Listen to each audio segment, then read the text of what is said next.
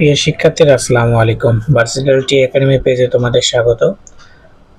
এখন আমি আলোচনা করব ষষ্ঠ শ্রেণীর পঞ্চম অধ্যায়ের 109 পৃষ্ঠা দুইটি কাজ দেওয়া হয়েছে। দেখো, দলগত কাজ এবং কাজ 15। দলগত কাজে বলা হয়েছে শিক্ষার্থীরা শ্রেণীকক্ষ হযরত আবু কাদের জিলানী রাদিয়াল্লাহু আনহুর জীবন দশা থেকে নিজেদের জন্য পালনীয় কাজের একটি তালিকা তৈরি করবে।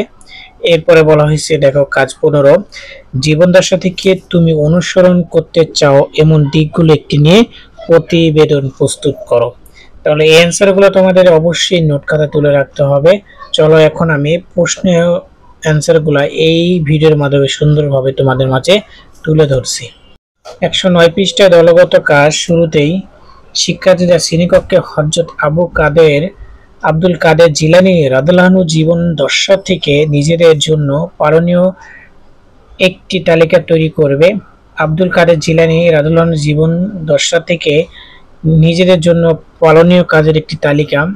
1 নম্বর হচ্ছে নফল নামাজ ও রোজা পালন করব, বেশি বেশি পড়াশোনা করব এবং বিভিন্ন বিষয়ে উপরে জ্ঞান অর্জন করব, সবসময় সত্য কথা বলবো, মিথ্যা কথা বলবো না, বেশি বেশি আল্লাহর জিকির করব, ইসলাম প্রচার ও প্রসারের কাজে সময় ও শ্রম দেব, ইসলামের প্রচারের জন্য বিভিন্ন সভা সমাবেশ আয়োজন করব এবং যেখানে ইসলামী বিষয়ে জ্ঞানী ব্যক্তিদের দাওয়াত দিয়ে তাদের মাধ্যমে মানুষের কাছে ইসলাম প্রচার করব।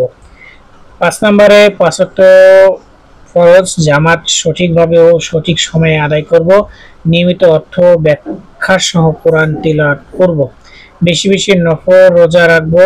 10 নম্বর হচ্ছে রাতে নির্জনে ইবাদত বন্দেগী করব। 11 নম্বর হচ্ছে গরিব দুঃখী অসহায় মানুষের সেবা করব। 12 নম্বর দান খরচ করব এবং 13 নম্বর প্রতিবেশী খোঁজ খবর নিব এবং তাদেরকে অনাহারে থাকলে আহারের ব্যবস্থা করব। কাজ 15, দেখো জীবন দশা থেকে তুমি অনুসরণ করতে চাও এবং দিকগুলো নিয়ে একটি প্রতিবেদন প্রস্তুত করো। অনুসরণ প্রতিবেদন। নমুনা প্রতিবেদন। দেখো, মনীষীদের অনুশীলনীয় চারিত্রিক গুণাবলী আমাদের করণীয়। পৃথিবীর এমন অনেক মহান ব্যক্তির আবির্ভাব ঘটেছে যাদের জীবন দশা থেকে আমাদের জন্য অনুকরণীয় এবং অনুসরণীয়। তাদের সর্ব আদর্শগুলো অনুসরণ করে আমাদের জীবনে আলোকিত করতে পারি। সত্যবাদিতা মহৎ ব্যক্তিদের জীবন দশার অন্যতম একটি মহৎ গুণ। আমরা অনেক আদর্শের ধারক বাহক হযরত মুহাম্মদ সাল্লাল্লাহু আলাইহি ওয়াসাল্লামের সকল সাহাবী রাদিয়াল্লাহু আনহু ও অন্যান্য জগদ্বিখ্যাত মনীষীর জীবনের ব্যাপক চর্চা দেখতে পাই।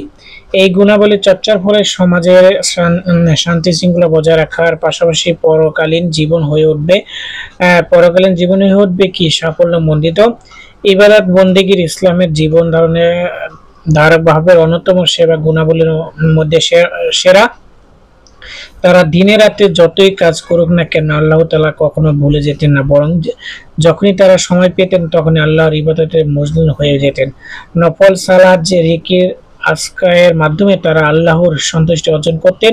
সুতরাং ইবাদতে বেশি বেশি মগ্ন হওয়া আমার চারিত্রিক গুণাবলী সেরা দিক হিসেবে বাস্তবায়ন করতে চাই। কর্তব্যপরায়ণতা ও কর্তব্যপরায়ণভাবে কর্মপরায়ণতার গুণটি মানুষের সুন্দরভাবে বেঁচে থাকার জন্য অপরিহার্য। এটা আল্লাহ তাআলার নির্দেশ করে মানুষ তার ইবাদত যেমন করবে তেমনি বুঝি রোজগারের জন্য জমিনে ছড়িয়ে পড়বে। তো প্রিয় শিক্ষার্থীরা, তোমরা দেখলা 109 পৃষ্ঠার দুইটি কাজ দেওয়া হয়েছে। আমি সুন্দরভাবে এই ভিডিওর মাধ্যমে তোমাদের মাঝে তুলে ধরলাম। ভিডিওটি কেমন লেগেছে অবশ্যই কমেন্টের মাধ্যমে তোমাদের মতামত জানিয়ে দেবা। পরবর্তী ভিডিও পেতে চ্যানেলটিকে সাবস্ক্রাইব করো এবং পেজকে ফলো দিয়ে রাখো। আল্লাহ হাফেজ। আসসালামু আলাইকুম।